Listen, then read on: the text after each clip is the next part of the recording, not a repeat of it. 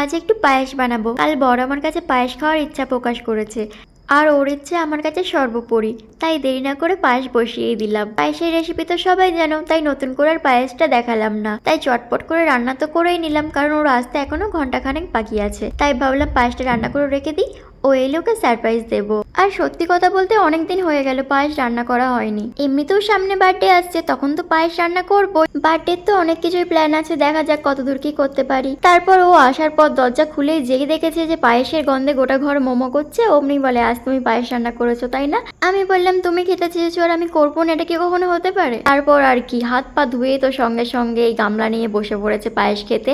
দুজন মিলে খুব তৃপ্তি করে পায়েস খেয়েছি, আর পায়েসটা ওর খুব ভালো লেগেছে।